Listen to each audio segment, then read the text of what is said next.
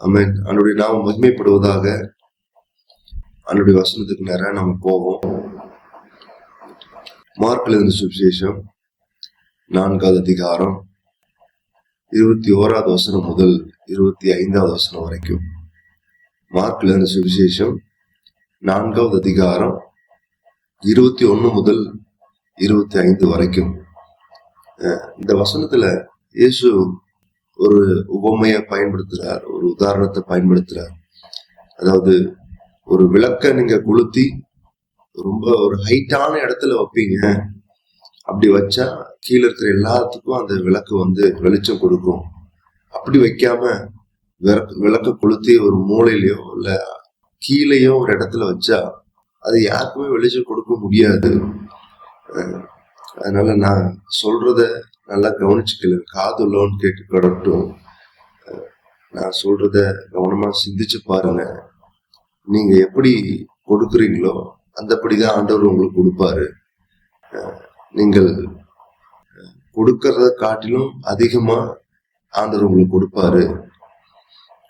இருக்கிறவன்ட்ட ஆண்டவர் இன்னும் கொடுப்பாரு, இல்லாதவன்ட்ட இருக்கிறத எடுத்துக்கொள்ளப்படும், ஆண்டவர் எடுத்துக்கொள்ளுவாரு அப்படின்னு சொல்லப்படுது.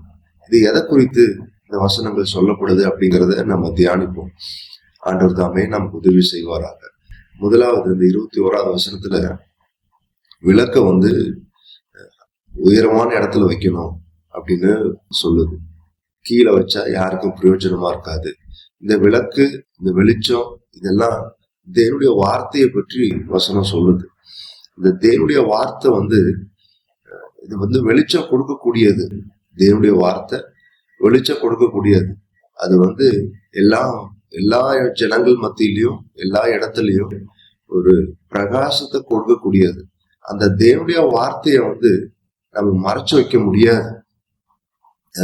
தேவனுடைய வார்த்தைய ஒருவேளை நம்ம மறைச்சு, அதாவது அதனுடைய அர்த்தம் நமக்கு புரியல, அது என்ன சொல்லுவது நமக்கு புரியல அப்படின்னு ஒரு சில காரியங்கள் இருந்தாலும், ஆனா நிச்சயமா தேவனுடைய வார்த்தை எல்லாருக்கும் புரியறதற்காக தான், தெரியறதுக்காக தான் கர்த்தருடைய வார்த்தையை ஆண்டவர் கொடுத்திருக்கிறாரு. அதனால தேவனுடைய வார்த்தையில் இருக்கிற சத்தியங்கள் அது மறைக்கப்படாது, மறைக்க முடியாது. அது வெளியரங்கமா எல்லா ஜனங்களுக்கும் அது வெளிச்சமா காண்பிக்கப்படணும். அதுல எந்த ஒரு மறைப்பொருளும் இல்லை.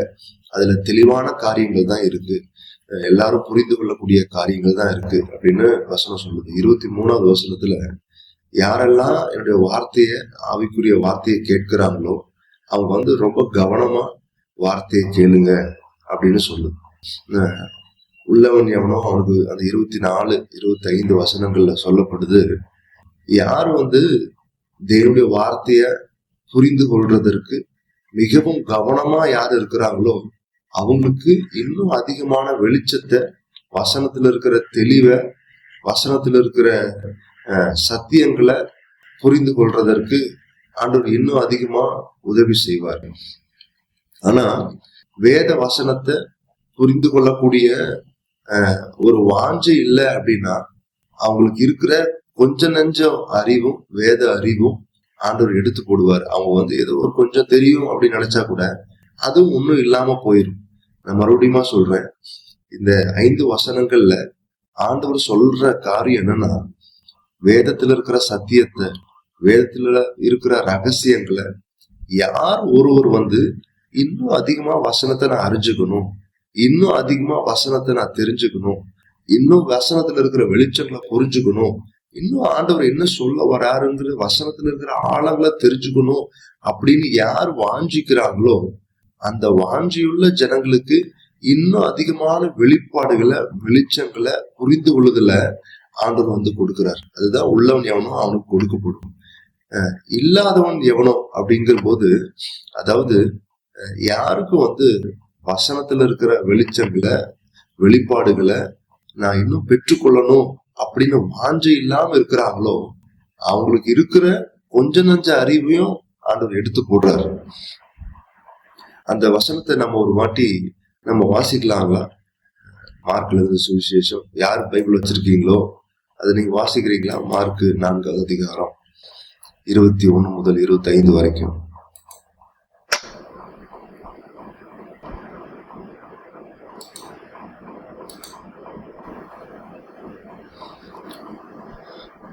பின்னும் அவர் அவர்களை நோக்கி, விளக்கை தண்ணீர் மேல் வைக்கிறது என்று மரக்காலின் கீழாகிலும் கட்டிலின் கீழாகிலும் வைக்கிறதற்கு கொண்டு வருவார்களா? வெளியேற்றமாக அந்தரங்கமும் இல்லை, வெளிக்கு வராத மறை பொருளும் இல்லை. கேட்பதற்கு ஒருவன் காதுள்ளவனாய் இருந்தால் கேட்க கடவன் என்றார். பின்னும் அவர் அவர்களை நோக்கி, நீங்கள் கேட்கிறதை கவனியுங்கள். எந்த அளவினால் அழைக்கிறீர்களோ அந்த அளவினால் உங்களுக்கு அழைக்கப்படும். கேட்கிற உங்களுக்கு அதிகம் கொடுக்கப்படும். உள்ளவன் எவனோ அவனுக்கு கொடுக்கப்படும், இல்லாதவன் எவனோ உள்ளதும் எடுத்துக் கொள்ளப்படும் என்று. நம்ம எந்த அளவினால் அளக்குறோமோ அந்த அளவினால் அளக்கப்படும் அப்படின்னு வசனம் சொல்லுது. அப்படின்னா முன்னாடி சொன்னது மாதிரி யார் கர்த்தருடைய வார்த்தையை கேட்கறதுல தீவிரமா கவனமா இருக்கிறாங்களோ அவங்களுக்கு ஆண்டவர் வெளிச்சத்தை கொடுக்குறாரு, சத்தியத்தை புரிந்து கொள்ளும்படியான விளக்கங்களை ஆண்டவர் கொடுக்குறாரு. ஆனா யார் அதுல கவனம் இல்லாம கர்த்தருடைய வார்த்தையை புரிந்து கொள்ளணும் அப்படின்னா அதுல இருக்கிற காரியத்துல அறிந்து கொள்ளணும்னு அதுல ஒரு ஆர்வம் இல்லாம இருக்கிறாங்களோ அவங்களுக்கு ஒண்ணுமே புரியாம போயிடும் அப்படின்னு ஆண்டவர் சொல்றாரு. அப்ப ஆவிக்குரிய காரியங்கள்ல ஆண்டவர் நமக்கு நம்முடைய எல்லைய ஆண்டவர் தான், அதாவது ஆண்டவர் நம்ம ஒவ்வொருவரும் கர்த்தருக்காய் பயன்படணும், செயல்படணும்னு ஆண்டவர் விரும்புறாரு. அதான் அதனுடைய எல்லைய நம்ம தான் தீர்மானிக்கிறோம். இப்ப நம்முடைய ஆவிக்குரிய வாழ்க்கையில நம்ம திருப்தியா இருப்போம் அப்படின்னா போதும் அப்படின்னு சொல்லுவோம்னா அதுக்கு மேல நம்ம வளர முடியாது. ஒருவேளை ஒரு 1000 ஆத்துமாக்கள் வர்றாங்க, இல்ல ஒரு 5000 ஆத்துமாக்கள் வர்றாங்க, பரவாயில்ல இது போதும் அப்படின்னு நம்ம நினைப்போம் அப்படின்னா அதுக்கு மேல ஆண்டவர் நம்மளை நடத்த மாட்டார். ஆனா யார் இன்னும் வாஞ்சிக்கிறாங்களோ, இன்னும் ஆத்மாக்கள் வேணும், இன்னும் ஆண்டருக்குள்ள வளரணும் அப்படின்னு யார் வாஞ்சிக்கிறாங்களோ அவங்களுக்கு ஆண்டவர் அந்த அடுத்த படிக்கு ஆண்டவர் அழைத்து செல்றார். அவங்களுக்கு அந்த உயர்வை ஆண்டவர் கொடுக்கிறார். இப்போ ஆவிக்குரிய வாழ்க்கையினுடைய அளவு நம்ம எந்த அளவுக்கு வாஞ்சிக்கிறோம், எந்த அளவுக்கு தாகமா இருக்கிறோம், அதை பொறுத்துதான் நம்முடைய ஆவிக்குரிய வாழ்க்கையினுடைய உயர்வு இருக்கு. நம்ம நம்முடைய வாழ்க்கையில ஆவிக்குரிய வாழ்க்கையில திருப்தி விடவே கூடாது. எந்த ஒரு நேரத்திலையும் ஒரு வேளை 80 வயசு ஆனாலும் சரி, நான் இன்னும் ஆண்டவருக்கா ஓடணும், இன்னும் அதிகமா ஆண்டவருக்கு பிரயோஜனப்படணும் அப்படிங்கிற ஒரு யோசனை தான் இருக்கணுமே ஒழிய போதும் இவ்வளவு நாள் பண்ணியாச்சு அப்படிங்கிற மாதிரி யோசனை வரவே கூடாது. ஆண்டவர் மோசேய 80 வயசுலதான் ஆண்டவர் அழைக்கிறார். 120 வருஷம் வரைக்கும் உழைக்க வைக்கிறார், வேலை செய்ய, ஆண்டவருக்காக ஊழியம் செய்ய வைக்கிறார். அவருடைய நாட்கள்ல அவருடைய கண் மங்கி போகவே இல்லையா, கண்ணு இருளாகவே இல்லையா, நல்ல கண் வெளிச்சத்தை ஆண்டவர் கொடுத்தாரு. அப்ப எந்த வயசுல ஊழியம் செய்தாலும் கர்த்தர் நம்மை பயன்படுத்துவதற்கு போதுமானவர். மோசேதான் சொல்றாரு, வெள்ளத்தின் மிகுதியால் 80 வருஷம், ஒரு மனுஷன் வாழ்ந்தா 80 வருஷம் தான் வாழ முடியும்னு சொல்றாரு. ஆனா காலங்கட்ட காலத்துல அப்படின்னு சொல்லுவாங்க பாரு, அந்த மாதிரி எல்லாம் முடிஞ்சு கடைசியில வாழ்க்கை போகிற அப்படிப்பட்ட ஒரு சூழ்நிலையில, அப்படிப்பட்ட ஒரு வயசுல ஆண்டவர் ஒரு புதிய ஆரம்பத்தை கொடுக்கிறார். சோ கர்த்தர் நல்லவர். நம்ம எந்த அளவுக்கு வாஞ்சிக்கிறோமோ அந்த அளவுக்கு தான் ஆவிக்குரிய வாழ்க்கையில ஒரு உயர்வை பார்க்க முடியும். எந்த அளவுக்கு நம்ம எதிர்பார்க்கிறோமோ அந்த அளவுக்கு தான் ஆவிக்குரிய வாழ்க்கையில நம்ம அந்த ஒரு லெவலை நம்ம அடைய முடியும், அந்த ஒரு உயரத்தை நம்ம அடைய முடியும். நம்முடைய ஆவிக்குரிய வாழ்க்கையில முதலாவது நமக்கு எதிர்பார்ப்பு இருக்கணும். ஆண்டவர் இந்த வார்த்தைகளை ரொம்ப தெளிவா சொல்றாரு. யார் எதிர்பார்ப்போட இருக்கிறாங்களோ அவங்களுக்கு இன்னும் ஆண்டவர் கொடுப்பாரு. ஆனா யார் எந்த ஒரு எதிர்பார்ப்பும் இல்லாம இருக்கிறாங்களோ அவங்கள்ட்ட இருக்கிற காரியத்தையும் ஆண்டவர் எடுத்து போடுவார். இதுக்கு முன்னாடி நம்ம பார்த்தோம், இந்த உவமைகள்ல வழியருகே விதைக்கப்பட்ட விதைகள்ல பிசாசு எடுத்துட்டு போயிடலாம். ஆனா இங்க ஆண்டவர் எடுத்து போடுறாரு. யார்கிட்ட வாஞ்சி இல்லாம இருக்கிறாங்களோ அவங்கள்ட்ட இருந்து இருக்கிறதையும் ஆண்டவர் எடுத்து போடுறாரு. சோ அப்படிப்பட்ட ஒரு கூட்டமா நாம இருக்கக்கூடாது. நம்ம ஒவ்வொருவரும் ஒவ்வொரு வருடமும் நம்ம வாழ்க்கையில நம்ம பார்க்கும்போது ஆண்டவர் நம்மளை நம்பி இன்னும் அதிகமான பொறுப்புகளை, இன்னும் அதிகமான அபிஷேகத்தை, இன்னும் அதிகமான வல்லமைய, அதிகாரத்தை, வரங்களை ஆண்டவர் கொடுத்து கொண்டே இருக்கணும்னு நம்ம விரும்பணும். இன்னும் அதிகமா ஆண்டவருக்கு ஊழியம் பண்ணணும், இன்னும் அதிகமா கர்த்தருக்கு செயல்படணும் அப்படி இருக்கணுமே ஒழிய நான் இருக்கிறது போதும் அப்படிங்கிற ஒரு திருப்தி இருக்குன்னா இருக்கிறது இல்லாம போயிடும். இன்னைக்கு ஆண்டவர் நிறைய ஜனங்களை ஆண்டவர் நம்பி இருக்கிறாரு. நிறைய ஜனங்கள் ஓடிக்கிட்டே இருக்கிறாங்க. அதாவது கிட்டத்தட்ட தினந்தோறும் ஓடுறாங்க, அதிகமான நாட்கள் ஓடுறாங்க, அவங்களுக்கு பலன் இல்லை ஆனாலும் ஓடுறாங்க. கர்த்தர் அவர்களை ஓட வைக்கிறாரு. ஏன்னா கொஞ்சம் ஆட்கள் தான் இருக்கிறாங்க, உண்மையுள்ள ஜனங்கள் கொஞ்சம் ஆட்கள் தான் இருக்கிறாங்க. கர்த்தர் தாமே நிறைய பேரை எழுப்பணும், அறுவடைக்கு வேலையாட்களை எழுப்பணும், கர்த்தரை எழுப்பணும். நிறைய பேர் எழுப்பிட்டாங்க அப்படின்னா கொஞ்சம் பேர் அதிகமா ஓட தேவையில்லை. நிறைய பேர் எழுப்பிட்டாங்க அப்படின்னா இன்னும் அதிகமான காரியங்களை நம்ம செயல்படுத்தலாம், தேவனுடைய ராஜ்யத்திற்காக நம்ம செயல்படலாம். நம்ம இன்னைக்கு கொஞ்சம் பேர் கர்த்தருக்கு உண்மையா இருக்கிறதுனாலதான் அந்த கொஞ்சம் பேர்த்தைய திரும்ப திரும்ப கர்த்தர் பயன்படுத்துற வேண்டிய ஒரு சூழ்நிலை. கர்த்தர் தாமே ஒரு பெரிய மாற்றத்தை, ஒரு எழுப்புதலை கர்த்தர் தந்தருவாராக. ஆவிக்குரிய வாழ்க்கையில நமக்கு மிகவும் அவசியமா இருக்க வேண்டிய காரியம் ஒரு வாஞ்ச, ஒரு தாகம், தேவனுடைய காரியத்துல இருக்கிற ஒரு எதிர்பார்ப்பு. இன்னும் நான் ஏதாவது செய்ய முடியுமா, இன்னும் நான் ஆண்டவருக்கு பிரயோஜனமா இருக்க முடியுமா. அதனால ஒரு திருப்தியான ஒரு கூட்டமா இருக்கக்கூடாது. அவங்கள்ட்ட இருக்கிற பொறுப்பையும் ஆண்டவர் எடுத்து போடுறாரு. ஆனா யார் இன்னும் கர்த்தருக்காக செயல்படணும், இன்னும் வளரணும்னு விரும்புறாங்களோ அவங்கள இன்னும் ஆண்டவர் ஓட வைக்கிறார். அதுக்கு தேவையான பலனை கொடுக்குறாரு, அதுக்கு தேவையான அபிஷேகத்தை கொடுக்குறாரு, அந்த வேலைகளை எப்படி செய்யணுங்கிற அதுக்கு தேவையான ஒரு புத்தியை கொடுக்குறாரு. ஆனா பிசாசானவன் ஒரு மனுஷனை கீழே ஆவிக்குரிய வாழ்க்கையிலிருந்து கீழே தள்ளுறதற்கு ஒண்ணு பாவத்தை கொடுத்து, நெருக்கத்தை கொடுத்து, உலக பிரகாரமான கவலைகளை கொடுத்து, உலக பிரகாரமான சந்தோஷத்தை காண்பித்து ஜனங்களை கீழே விழுக வைக்கிறான். இன்னொன்னு போதுங்கிற மனப்பான்மையை கொடுத்து ஜனங்களை கீழே விழுக வைக்கிறான். போதுங்கிற மனப்பான்மை இருந்தா போதும். இதுக்கு முன்னாடி உவமைகள்ல பார்த்தோம். ஆண்டவர் இயேசு கிறிஸ்து சொல்றாரு, உலகம், மாமிசம், பிசாசம், கிரியைகள், இது மூலியமா பிசாசு ஜனங்களை கீழே தள்ளணும்னு விரும்புறான். அடுத்தது, இது பார்க்கறதுக்கு ரொம்ப ஆவிக்குரிய காரியம் மாதிரியே இருக்கலாம், ஆனா போதுங்கிற மனப்பான்மை, இதை வச்சும் பிசாசு ஜனங்களை கீழே தள்ளுறான். நம்ம ஒரு நாளிலும் ஒரு காலத்திலையும் நம்ம போதும் இல்ல முடியாது தெரியாது அப்படின்னு சொல்லி நம்ம கட்டுப்படுத்தி கொள்ளவே கூடாது.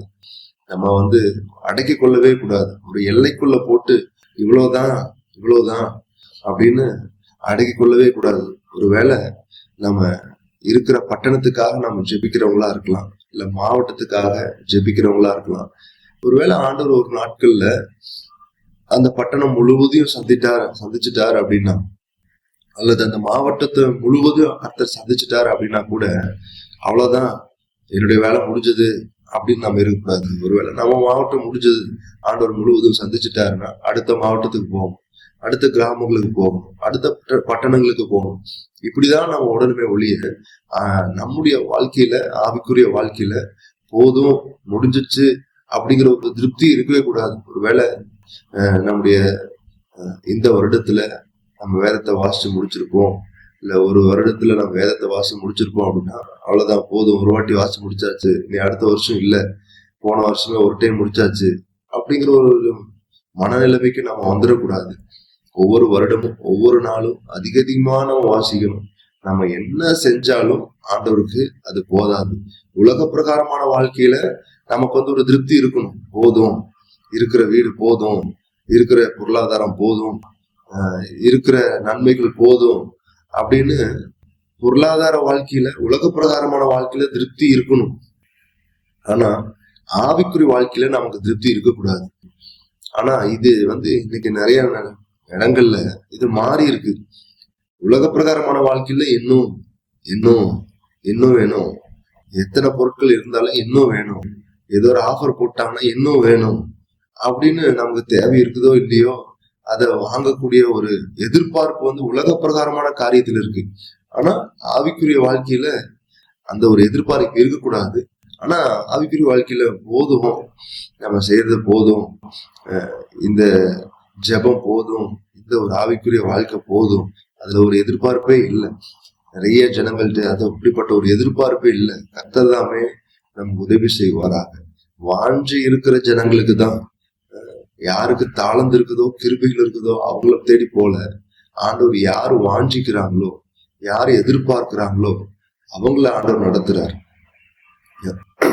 திறமை உள்ளவங்க, தாளந்து உள்ளவங்க, கிருபை உள்ளவங்க, இவங்களுக்கு நான் நம்பி நிறைய கொடுப்பேன். யாரு பைபிள் காலேஜ் படிச்சிருக்கிறாங்க, யாருக்கு அழைப்பு இருக்கு, அவங்கள நம்பி ஆண்டவர் நான் கொடுப்பேன் அப்படின்னு சொல்லல. யாரு வாஞ்சிக்கிறாங்களோ அவங்கள நம்பி ஆண்டவர் கொடுக்கிறார். வாஞ்சியை தான் ஆண்டவர் எதிர்பார்க்கிறார். இன்னைக்கு நம்ம ஒவ்வொருவருக்குள்ளேயும் ஒரு வாஞ்சியை கர்த்தர் கொடுப்பாராக. நம்ம இது வரைக்கும் நம்ம என்ன கனவுகளோட ஆவிக்குரிய வாழ்க்கையை குறித்து தரிசனங்களோட இருக்கிறோமோ, இன்னும் அதிகமாய் அந்த தரிசனத்துல வளர பெருக ஆண்டவர் உதவி செய்வாராக. ஒருவேளை எந்த விதமான எதிர்பார்ப்பும் இல்லை, ஆண்டவர் என்ன செய்யறாரோ செய்யட்டும், ஒரு வருஷமும் போயிட்டே இருக்கு, கடந்து போய்கிட்டே இருக்கு, ஆண்டவர் என்ன செய்யறாரோ செய்யட்டும், நமக்கு ஒன்றும் எதிர்பார்ப்பு இல்லை, அப்படியும் நம்ம இருக்கக்கூடாது. நமக்கு ஒரு எதிர்பார்ப்பு தேவை, நமக்கு ஒரு தரிசனம் தேவை, நமக்கு ஒரு இலக்கு தேவை. அந்த இலக்கை நோக்கி நாம் ஓடணும்.